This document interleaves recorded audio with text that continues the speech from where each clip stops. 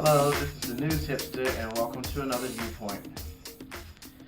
So, last night in Ferguson and in Missouri, the grand jury in the Michael Brown case came back with a no indictment verdict, and the city of Ferguson went up in flames once again.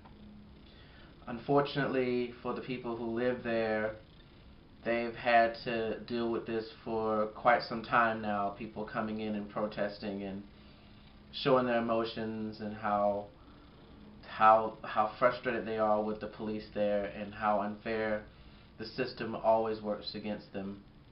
And it seems to me that now what's happening in Ferguson and what's happening pretty much around the country has shown everybody that the police forces around the country have had it in them for quite some time, that they have been completely unfair to the African American and men and people of color in this country.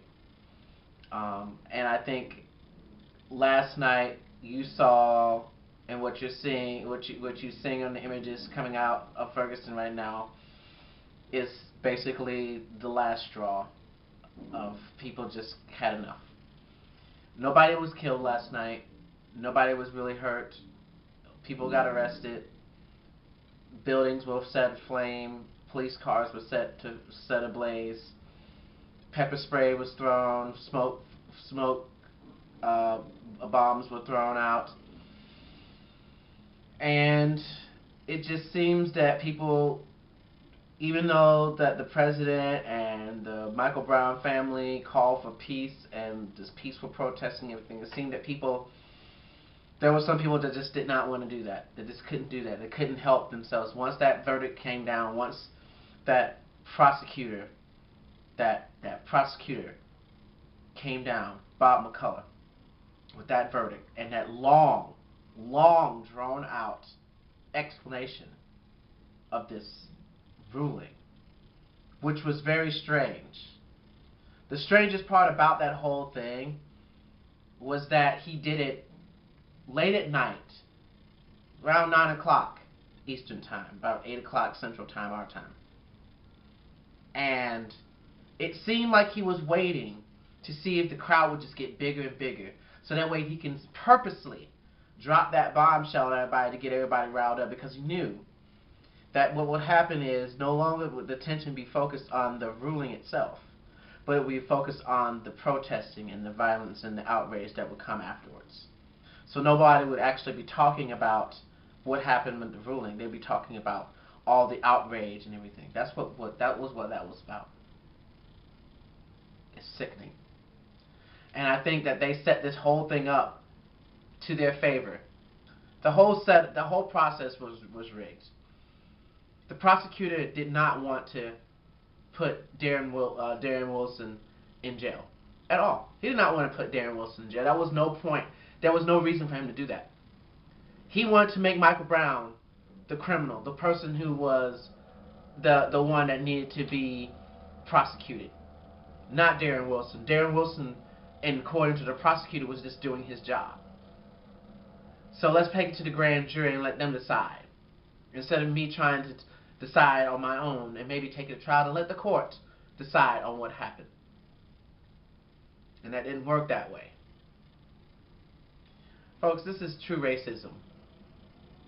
You want to see what racism is? This is true racism right here. We've been trying to sugarcoat, people have been trying to sugarcoat it forever. MSNBC, all the other stations, they've all tried to sugarcoat what's going on. But we all know this is true racism in its finest. The police around the country have been on the warpath for the black community for a long time. Yeah, there might be more violence in reality in most of the black communities. And they do need more policing, but they need more positive policing. Not the kind of policing that would take the trust out of actually getting help from the police away. We need to make a change of that. Please, people in Ferguson, I hope that you don't ruin all the good things that could come out of all of the things that we've learned out of this case so far. We learned that there are true racist people who work in the court systems, who work in politics, who work in government. And we as a country need to take a look at all of these instances that we see, put them all together, and decide whether or not we're going to continue going on this path. Are we going to actually take care of ourselves and each other by getting rid of the people who have been trying to take that kind of freedom away from us? Are we going to sit back and let these racist people continue doing what they're doing, putting innocent young black men, regardless if he was innocent or not, regardless if Michael Brown was innocent or not, even if he did rob a store, even if he did do something wrong, even if he did, had an altercation with the police officer, does that give him the right to be shot and killed? That is the thing that you need to understand, that this is not right. This is the part that we all need to come to grasp with. If this had been the other way around, if Michael Brown had shot and killed Darren Wilson, Michael Brown would not have seen the light of day. He would be in jail to this day, and there would have been no questions asked. That is the reality. That is the honest truth. That is not just my viewpoint.